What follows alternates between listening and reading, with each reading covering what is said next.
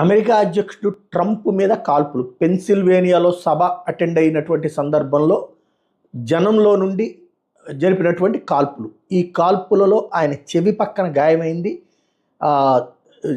ఒక 180 అడుగుల డిస్టెన్స్లో నుండి ఈ కాల్పులు జరిగినాయి. అక్కడ ఉన్నటువంటి పబ్లిక్ ఆ లోపలికి ఆ తుపాకీతో ఎట్లొచ్చాడు అన్నటువంటి గమనించి ఆ విషయాన్ని అక్కడ పోలీసులు అలర్ట్ చేసే లోపుగా ఈ కాల్పులు జరిగినాయి. మొత్తం 6 రౌండ్ల కాల్పులు.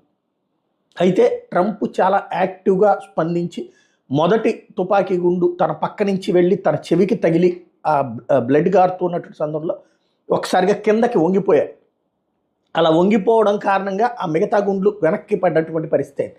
టోటల్గా తాను సేవ్ చేసుకోగలిగే ట్రంప్. ఆ తర్వాత సీక్రెట్ సర్వీస్ ఎవరైతే ట్రంప్కి సెక్యూరిటీ అరేంజ్ చేసేటటువంటి వాళ్ళు ఉన్నారో వాళ్ళు ఆ నిందితుడిని కాల్చి చంపారు. నిందితుడు ఏంటి, హంతకుడిని కాల్చి హత్య